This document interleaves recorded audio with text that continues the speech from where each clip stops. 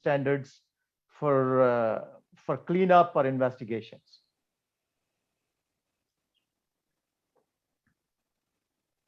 Well, Interesting.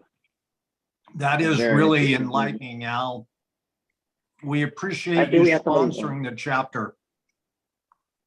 It's our pleasure. Yeah, we actually have a question in the comments here. I'm actually seeing and this is from Mario. I'm not sure if you have your audio on if you want to ask the question, but he said here, how much does contamination severity from auto repair properties vary? In other words, can contamination from auto repair sites leak heavily into adjacent properties? It's pretty unlikely because the chemicals they use really are hydraulic oil, brake fluids, transmission fluids. They're not as, they do not migrate as fast as the solvents. Although they do use in their parts cleaning unit, the small quantities of solvent, but it's not like a dry cleaner or any other manufacturing company. So usually almost 99.9% of the auto repair facilities, if you have a contamination coming from either below ground hydraulic hose or waste oil tank, or they might even have a fuel tank on site, most likely it would remain within the site. Or if it migrates, it would not migrate too far out, probably a couple of 100 feet at the most, depending on, unless they're dumping grossly on the surface, their hazardous waste or hazardous materials. But in a normal operating practice, it's very unlikely for the contamination to migrate off-site. Thank you for the feedback, Khalid. I appreciate it. Al, can I pose a question? Sure. Is this one of these state grant programs that maybe early in the fiscal year, there's plenty of capital available for these cleanup programs, and then it gets quickly used up, and then you have to wait until a new fiscal year for the grant program to be refunded? How does it work exactly, or is there always money? This works very differently than the underground storage cleanup fund, where the gas stations, the oil companies, pitch in sales tax, and that's where the cleanup funding comes from. This is kind of a test program. Department of Toxic Substances Control just started in November of last year. So this is the first batch. They had allotted $500 million. They want to see how it goes. They have not come up with any additional funding for this one. I'll be glad to get the numbers, and I will send an email to Jeff, and he can give the information to all the participants here, how much the funding is left, and if any additional funding is going to come. It was not planned to provide any additional funding at this stage, but it's possible they will, depending on how the first phase goes on this fund. Are they getting any federal funding, or is it mostly just coming totally from the state of California? It's totally from the state of California. Okay, good to know. Thank you. Sure. Thank you. Yeah, as you can see, Al is very good at this subject matter and is very well educated. The reason I have liked to use him over the years is because I trust him. I'm not saying that this is a snake oil business, but unfortunately, we've all heard horror stories on remediation and a little bit of conflicts of interest from people that are doing the actual reports to doing the remediation. So that's why I think, personally, I believe it's important that you select these types of examiners closely. And I just worked with a portfolio of 10 properties that Al took care of rather quickly. And one of them did have a dry cleaners across the street, or across the driveway actually, that was being remediated. Now that wasn't part of the property that we were analyzing, but he did have to do a phase 2 and do testing, but was able to figure out in fact, that the groundwater was actually going the other direction and not affecting our property at all. But I only mention this because of his quality work and the fact that at CCIM, we're all about technology, networking and education. And this falls into our education. Now, we can't endorse anybody, even though they're a sponsor. We're not endorsing, CCIM is not endorsing this company. Me personally, I'll endorse him for sure, because I know he does great work. But you can look into our other sponsors as well for all kinds of new technologies. So that's all the time we have today for you, Al. Please stay on the line if you'd like to see some of the properties that we're going to be submitting to each other today. And we really appreciate, again, your knowledge and your support. And we'll look for that email, and I definitely will share it with everybody. Absolutely. Yes. Perfect. I Perfect. thank you And very I much think- for the opportunity. Thank you. Thank you. If anybody has any other questions, please reach out to them, please.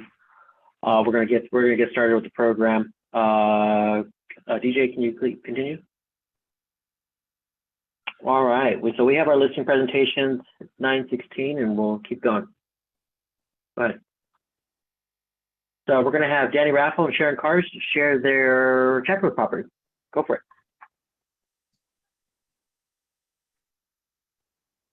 Morning. Well, I'll start with Devonshire. We're in escrow. So Whoa, wait a minute. How the hell did that happen, Danny? Come on. Sharon's great work. So this property is in escrow. We don't know if it'll fall through because we had a three, portfolio of 3 properties from one owner, and we went into escrow on this one yesterday. So we do have 2 more properties. If going to the next slide, and Sharon. Danny, just for a little market information, what type of buyer is in escrow with you? This is an investor that buys properties for investment purposes, and this one happens to have a parcel next door and behind it that have another owner. So I think he's looking at a long-term play where he'd be taking an entire corner and probably within the next 5 years, tearing it down and building some mixed-use property. Oh, interesting. Because that's right by the Metro Link station, No. right? No, not this one. This one's Chatsworth. This is Devonshire, close to Topanga. Okay. Okay. But I thought there was a Metro Link station right there off of Devonshire, not too far to the west. Maybe I'm mistaken. I'm not that I'm aware of, but I haven't lived there in 40 years. So Yeah, no, no big deal, but I just was curious as to what Yeah, no, buyer profile. yeah, the Cahuenga property is close to the Metro Link in North Hollywood. Okay. Okay, interesting. Well, congrats on that escrow. Let us know if it doesn't go through, and hopefully we won't see you representing it next month, but if you do need to, we're here. Excellent. Thank you. Sharon? So this is Cahuenga in North Hollywood, which I am showing twice today. There's 4 tenants. One of them is an acting studio. They have the place built out where you could live in there, including a bar. There's plenty of parking in the area. It's a really nice part of North Hollywood, just north of Toluca Lake. Fully occupied right now, and not so much for an owner user, because we actually think that the acting studio should buy it because the way that they have it configured, but it's really clean. And come by at 1 or 12 today. I'll be there. Thanks, Sharon.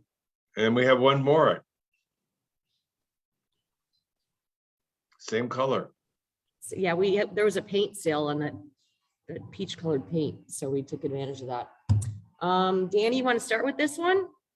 Yeah, this is a 2-story office building, quiet neighborhood in Northridge. We've actually had 2 nonprofits looking at it, but I'm finding it really interesting. The North Hollywood property, there's been so much activity from owner users for office building.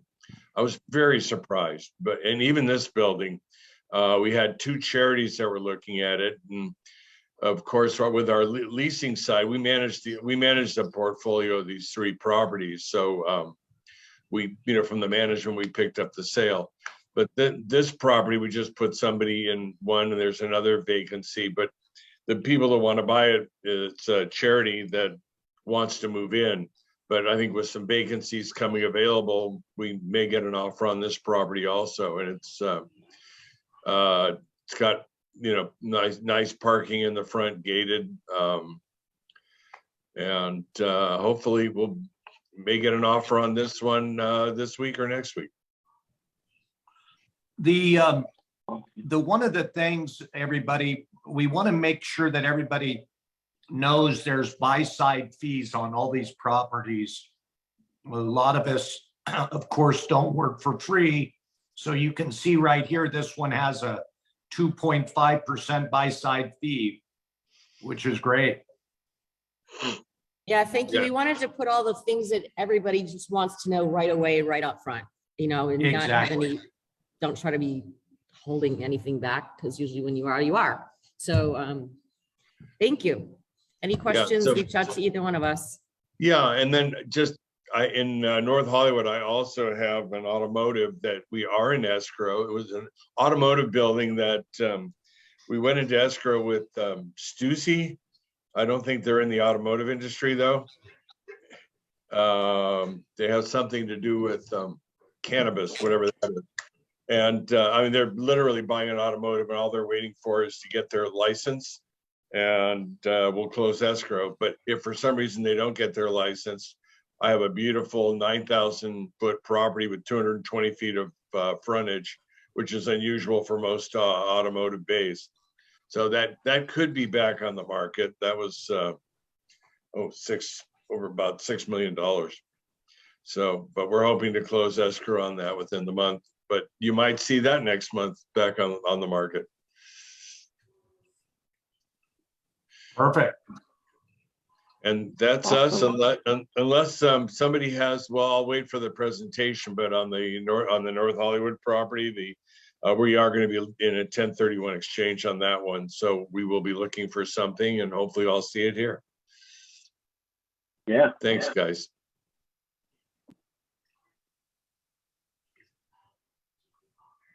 Okay.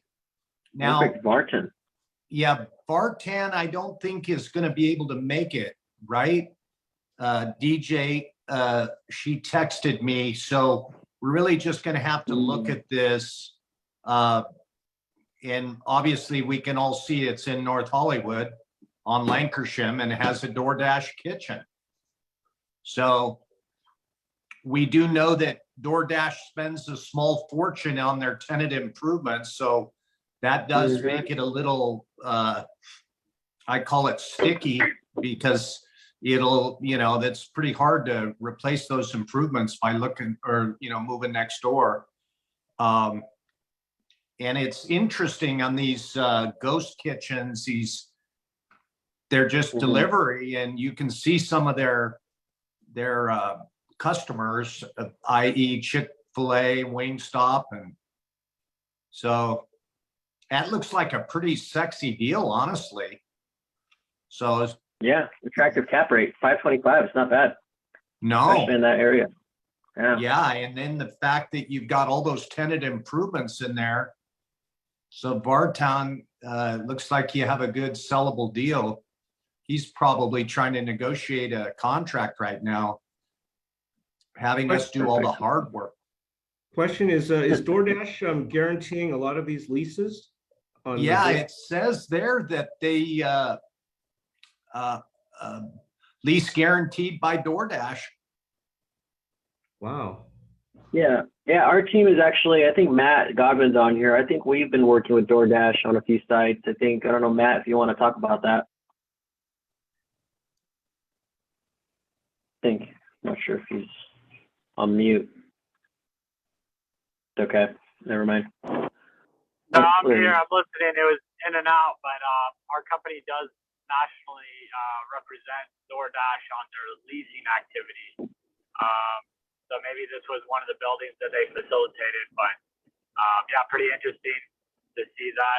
I did get, and I do get a lot of requests for built-out kitchens, especially for groups that are just focused on catering or ghost kitchen concept. Yeah. Yeah. But anyways, if you Well, have any questions, we can. Everybody can see Vartan's phone number there.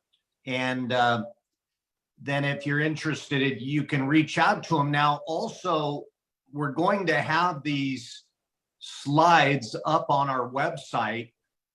And so if you're looking back, you can hear this video and recording and get these slides in the future by going to our website. Perfect. Perfect. Let's go to the next one. Inar. Okay, yeah, actually, that's an old picture. I don't know where you guys got that one from. But this is a new listing. It's not yet online. And it's a industrial warehouse. It's got about 8,200 square feet. It's on 0.14 of an acre. The thing that's interesting about this is it's already configured for cannabis. So you have a cannabis manufacturing and a delivery facility that's currently operating out of the building. And it's got a lot of upgrades. The owners put about $700,000 worth of new improvements. So you got a brand new roof, you got new air conditioning, conference room, office build out, specialized rooms for cannabis manufacturing. And the licenses are available when you purchase the building. So when you buy this property, you'd actually be able to get those licenses and start working right away. So that's kind of part of the pricing here. And other than that, you're close to the arts district. You're close to the fashion district. This is a central downtown LA location. And there's very limited industrial inventory in this particular section of town, much less cannabis friendly. So this would be a great one for anybody who's got a cannabis buyer. And otherwise, it could be a good owner user opportunity as well. Why are they selling? So these guys are from New York. I sold them the building back in 2017. And they basically have another facility in the San Fernando Valley, which they're doing most of their business out of. So they'd like to get out of this one and focus on the one that they have in the San Fernando Valley. Does the zoning allow for cannabis, or did they have to get a plan amendment or a CUP? No, it's an M3 zoning. It does allow, it's in that right zoning for that. Gotcha.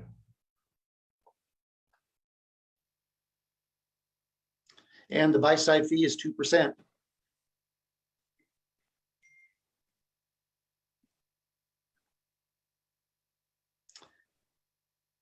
Any questions? Well, that's interesting. I know you work downtown quite a bit with those industrial buildings and that world. So we appreciate your participation and know you're the go-to guy down there. I know you and I've worked a deal and did real well on one of my clients. You were able to sell that and did a really good job. So we're just wondering, because we're going to get into our classes. When are you taking your first CCIM class, Einar? Oh, now you're putting me on the spot here. Yes. Okay, I'm going to punt and get back to you a little bit later. If that's Okay. Yeah. Nothing like public pressure. Yeah. Accountability in front of the entire group. I'll give it very, very heavy consideration. On this deal, it looks like there's an in place rent already in place. No, actually, the building For will the be NOI, delivered. does that mean there's a tenant there? Or That's a pro forma. So I'm not sure. This looks like the flyer that I had from 2017, to be honest, that I used for that marketing package. I'm not sure why that's in there, but basically, yeah, that's a pro forma cap rate. What did they use the site for primarily? Distribution, manufacturing? Yeah, so what they do is they do like cannabis, like infusing joints and that kind of thing. And then they have delivery. So they have a delivery license, to deliver to customers. Oh, gotcha. Okay. And there's lots of security in the building, as you can imagine. So it's very gated and heavily secure. Yeah. Lots of video surveillance. Lots of video surveillance, yeah. Okay, we're gonna go to chung.gov. He's got a note for sale. Chung, why don't you take the microphone? Okay. Thank you, Jeff. So next slide, please. Or nope, that's not it. We're gonna get to these later, so stand by. You can flip around, see if you can find it, Pia or DJ, whoever's moving the slides. Don't anybody look at this because this is top secret. There it is. There it is. Thank you. So this is a non-performing note opportunity in BORON, California. I'm sure most people have never heard of it. So it was a former AMPM and ARCO gas station and C-store. The city or the county decided to move the highway on them, so the owner lost a ton of his value and became delinquent. The current note balance is about $1.5 million, and the asking price for the note is about $235,000. So the play for this is to do a judicial foreclosure, sell the property to recover all the costs that you put into the note and any legal fees, and after that go after the deficiency because the borrower has an unlimited guarantee. The deficiency, we estimate it to be about $1.8 million, and the borrower has substantial hard assets. So he has a bunch of condos and a couple houses here in California for the purchaser to go after. So for more information, feel free to give me a call or my partner, Mario Hong. Real quick, Chung, question: who's managing the foreclosure right now? The NOD has not been filed yet, so it's just a delinquent note right now. Got it. Question so here. nobody's filed anything. Where is this highway going to now that the original plan was changed? Is it a thoroughfare to maybe a major city like maybe Phoenix or somewhere, something like that, or Vegas? Interestingly, I'm not sure what it goes to. That's a good question. But I know that they just moved it. It looks like maybe a couple blocks up. So I'm not sure why they moved the highway, but it was unfortunate for the borrower. Those traffic counts just probably plummeted, huh? Yeah, so that's why ARCO vacated. Thanks. Let's go back, TJ, to the next in line. And thank you, Chung. Thank you, I know Jeff. you had to go, so we appreciate you presenting today. And appreciate you jumping in front like that, out of line. That's okay. We'll remember. Young guys get to do that. Oh my God. Here we go. All right, Tabak. Hey, I don't know if he's here. I'm here. Thank you. Thank you for giving me the opportunity to do this. So we have a 6-unit apartment building in North Hollywood. This is literally kind of on the border of North Hollywood, Toluca Lake, Studio City. So you're within walking distance to everything. You're within like a short bike ride to the Arts District. You're walking distance to everything in Toluca Lake. And you can either head south or west and head into Studio City. So great location, really high rents in the area. The building's listed at 2.2. We can deliver it at $2 million. All units are 3-bedroom, 1.5 bath, about 1,000 square feet, a little bit over. Units are large enough to be reconverted to a 3+2. So, a second full bathroom, or if you wanted to do a 3/4 bathroom, and also enough space to be able to add in-unit washer dryers. Renovated, fully renovated product of similar age, 3-bedroom, 2-bathroom. Further north in North Hollywood, we've seen on apartments.com for $3,500. Our pro forma rents in the marketing package are at $2,800. We're being really conservative. I strongly feel that you can get $3,000 for a fully renovated unit. The only reason why we're saying not $3,500 or $3,400 is because the building is underparked. That's one of the issues with the building in terms of, aside from just having low rents. On average, we have about just under $1,600 rents, so the upside is tremendous. What else can I tell you? The majority of the roof is new. The sewer line from the building to the street connection is new. The asphalt is new. The deck has all been repaired and is new, along with the railing. The building's been painted. So there's still a lot of room for exterior upgrades and interior upgrades that can drive in even higher rentals. I'm not too concerned about parking or it being underparked, only because on this particular street on Bloomfield, there's a lot of newer apartment buildings or condominium buildings with sufficient subterranean parking. You also have the Catholic church and the school east of the property, and they do take up a majority of the block on the northern side. So there's also additional street parking there. Never any complaints about not having enough parking from any of the tenants.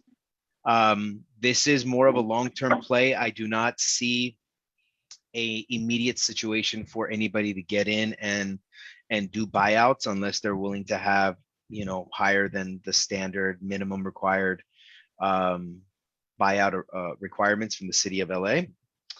And that's about it. There's a future redevelopment play because it's an R3 zone. Yeah, seller selling. He's a contractor. He's inherited the property. It's free and clear. He wants to sell the property, take his equity, and he wants to go buy an RTI construction redevelopment or development play so that he can basically put his living to use with the construction of that. And I'm open to any questions anybody has. How long has this been on the market? About 3.5 months.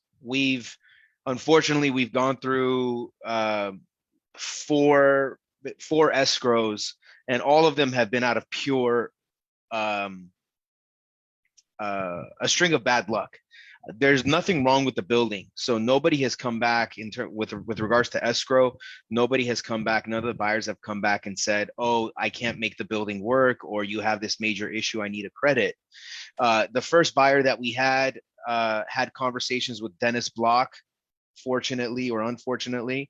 And I don't know if any of you guys have dealt with Dennis Block and his eviction attorneys, but most clients don't speak to Dennis Block. They actually speak to Dennis Block's assistant, and they spew out a lot of misinformation over there. Basically, what they told our client was, if you try to attempt to do buyouts, cash for keys buyouts, that the tenants will turn on you and they will stop paying you, and then you can't do anything about it, which is not true.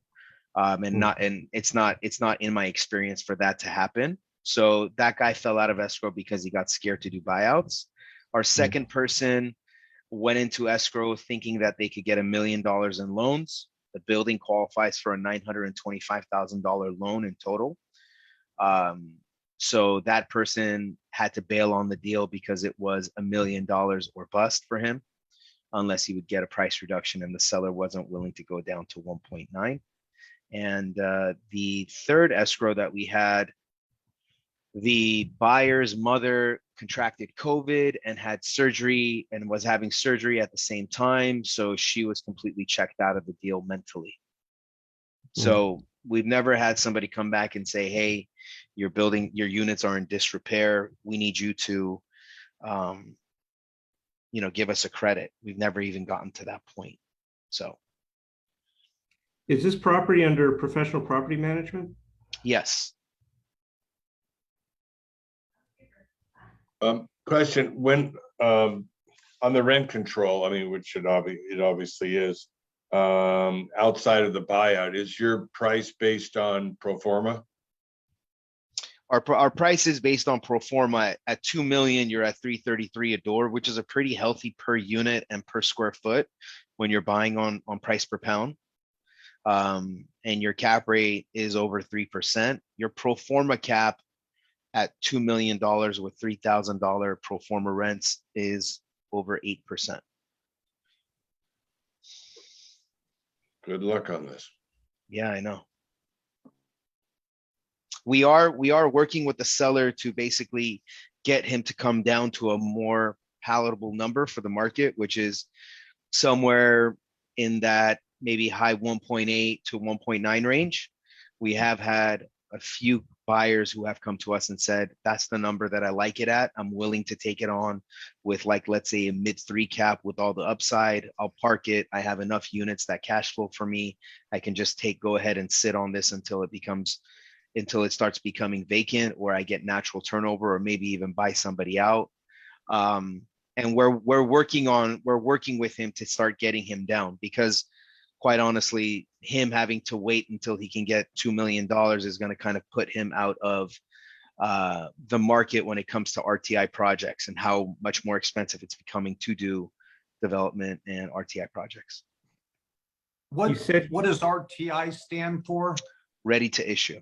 So basically, when he sells the property, he wants to buy a development deal that's somebody's already taken through plans, permits, and entitlements. So essentially, when he purchases it, all he has to do is pay for the permit and start construction. You mentioned he owns it free and clear. Is he willing to carry a note? No, because he needs to do the 1031. Okay.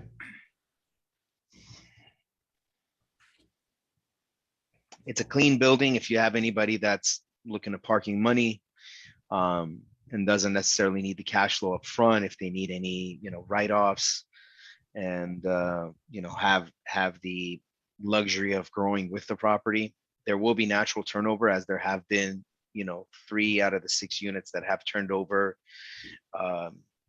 in like 2014, 2015, and the other 3 are much longer tenants, much more dated tenants. Yeah, you're going to definitely sell that one. I agree with you. I think you had some little bit of bad luck there on your buyer pool.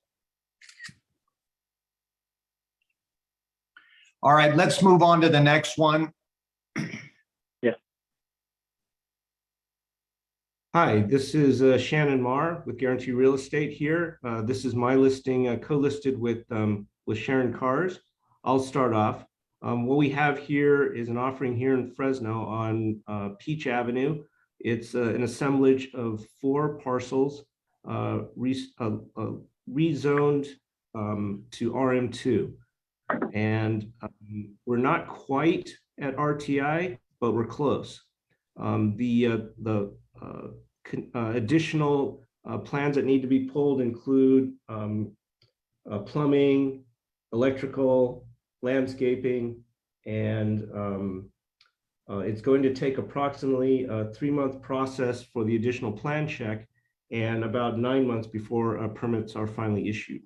We do have architectural plans available. What you're seeing here is a BIM model elevation of what the development could look like once it's fully built out. They are true infill parcels, so all the utilities are available now, and there's no off-site improvements needed, according to the planning and zoning consultant. And we're also located in an opportunity zone. So obviously, asking price 1.875, 4.3 acres. Buy side fee is 2.25%. A couple things I'd like to mention just in passing as well, and Sharon can also elaborate on this in addition to that, is Fresno last year in CoStar was made not only CoStar's, but LoopNet's top 10 markets for multifamily investment opportunities under 20 million at the top of the list. And recently, an article in the Fresno Bee pointed out that Fresno now tops the national list for highest rent increases. Sharon, did you want to add anything? Thanks, Shannon. Well, I'm really grateful Shannon brought me in on this. I would never have considered Fresno maybe a couple of years ago, but it's really amazing how much activity is being driven to Fresno because of our friend Amazon.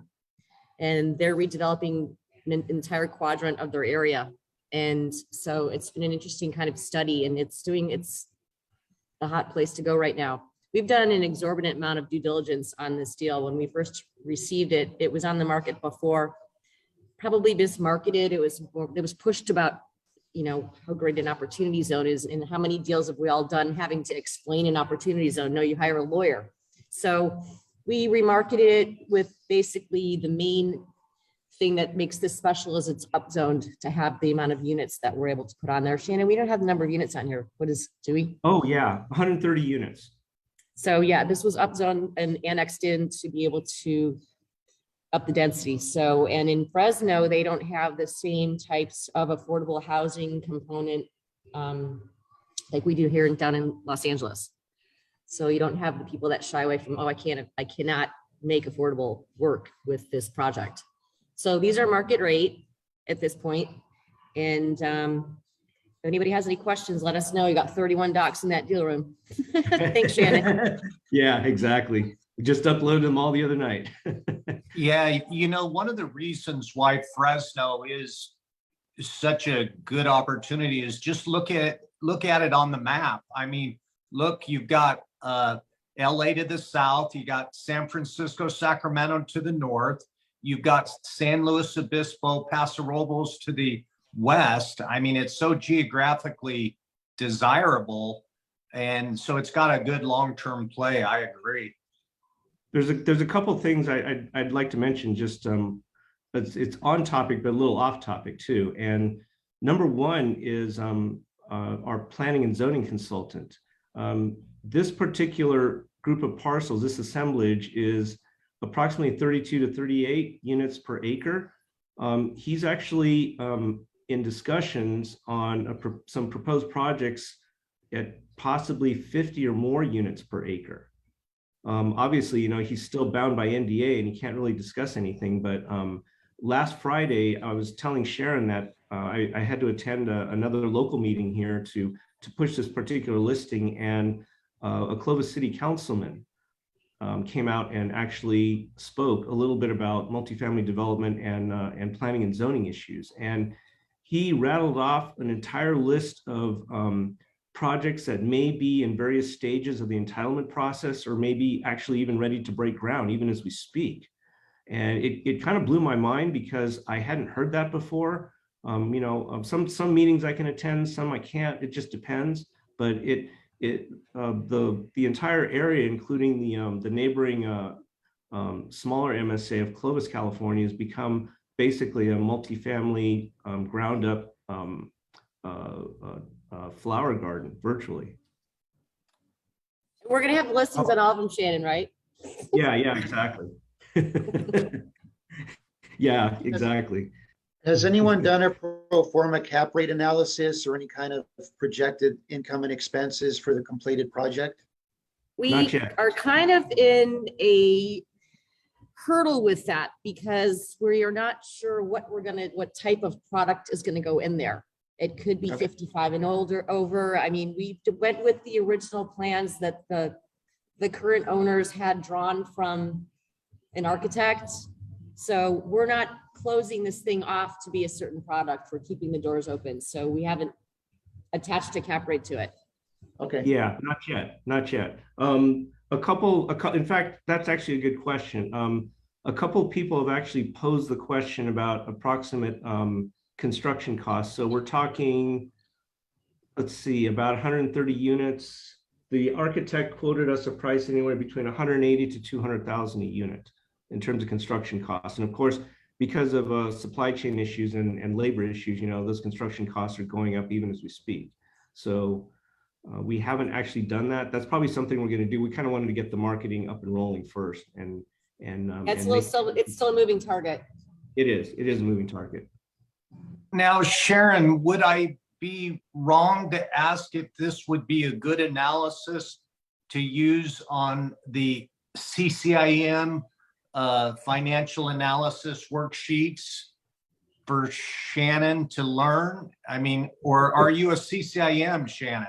Shannon's not. Candidate's getting there, guys. All right. Maybe, Yeah, maybe Jeff, yep, we could we use could that. do That'd be that. great. Yeah, we'll do that. It'll be a case study, you know, at that point in time. So yeah, you're right. This would be a great case. Maybe Einar can attend that working session so he can get his. Boy, I'm getting hammered today here. Oh, man, I apologize. If Einar comes in, he's gonna have to sign an NDA. Yeah, you're in a CCIM crowd here. You're gonna get it. Yeah, I knew it was coming, I'll be You're gonna honest. get it. Don't worry, Einar. Feel the pain from my side too. All right, who's next on the docket? Thank you, guys. We got to go with a little bit of velocity. We're at 9:51, so we end at 10. Thank you. Go ahead, Alan. Oh, I think Alan's not actually going to make it today. Correct, DJ? I think Alan wasn't going to make it. So let's just go move to Matt. Go for it.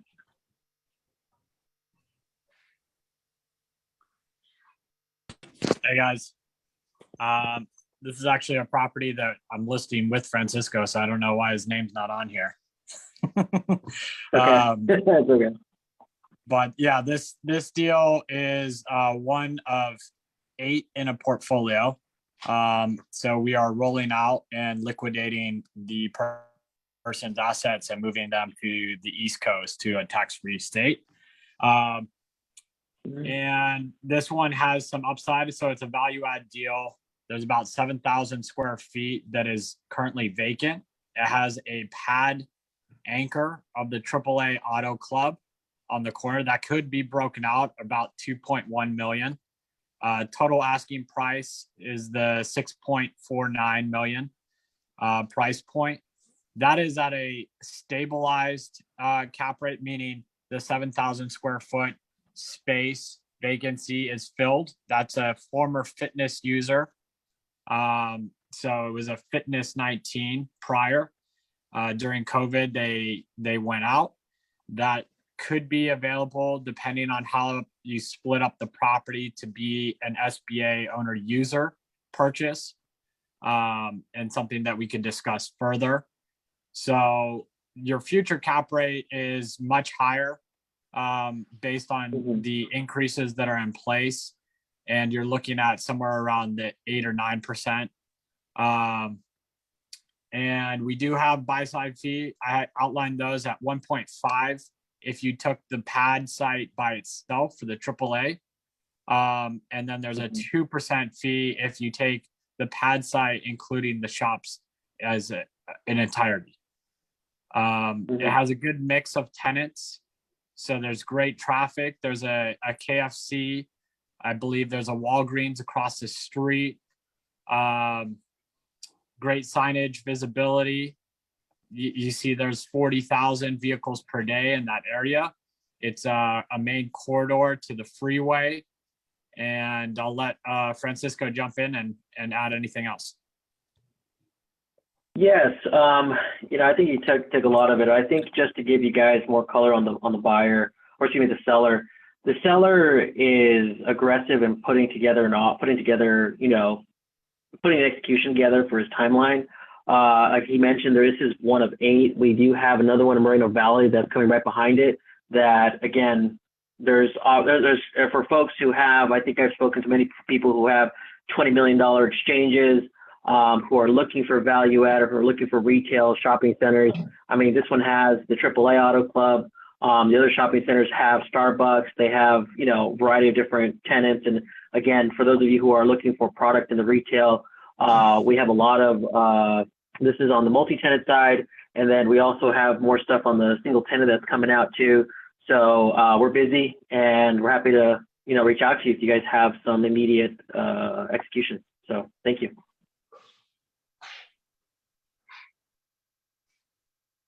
What year was that one built? Approximately. Let me pull that up. Bear with me.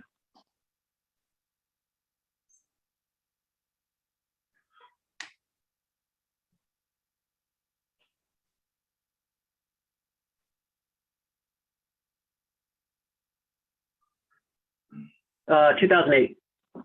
Okay. So, 2008 total land size, total building size of the whole center is about 20,455. The total lot size is about 114,000 square feet. So about a little over 2.5 acres. So for those of you who want to punch in the address, you guys will be able to see, you know, it's again, we can send you the OM if you guys want more information. We do have a few more minutes left, so I think we want to keep moving. Francisco, you Okay. have the price, the NOI about vacancy. What is your actual vacancy rate? Because the size on here is obviously the lot, but not the So building. right now, this is not, inputted correctly. So right now we're about at 62% occupied right now. So yeah. Thank you. And in terms of the NOI right now, where there's current and pro forma.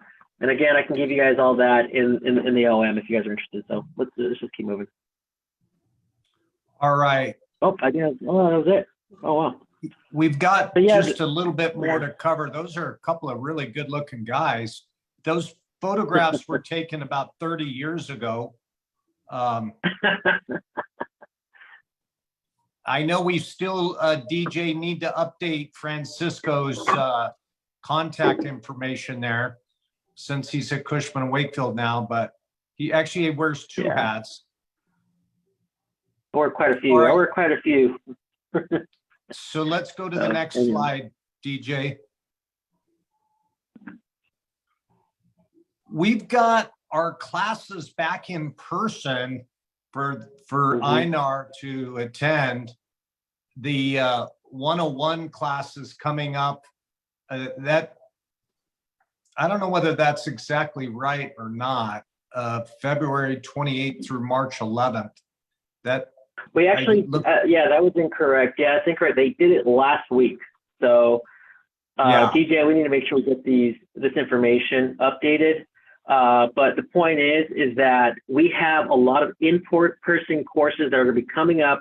We can send each and every one of you guys an email with the updated information. But for those of you who are looking to get your CCIM and want to start looking at courses in person in LA, you want to start looking and booking your in classes now, because we had a terrific class last week with Carmela Ma, who had an incredible attendance. And not only that, the people in the class, there was actually a case study of an individual who took a course fairly recently within the last few months, who went to San Francisco to take the 101 class in person and had come to Los Angeles and realized that because of our seasoned instructors, they were able to not only learn the concepts with such ease, but also get a wealth of knowledge from the instructors that we have here in Los Angeles. So we are truly blessed to have the instructors that we have here locally, and for folks who do come into the region. So definitely take advantage of these opportunities. Reach out to us and reach out to DJ for any information. And also, let's start talking about the next broker forum. March 23rd at 9 a.m. We want to keep this routine. We want to keep everybody engaged.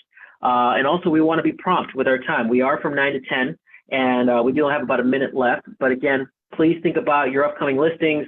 I'm going to have quite a few. So I think, Matt, we'll be very succinct. And if you guys, again, have everybody who has any listings coming up or any wants and needs, we're going to want to put a section here so that we can go around the room and kind of share the wants and needs as well. So we're evolving here in this process.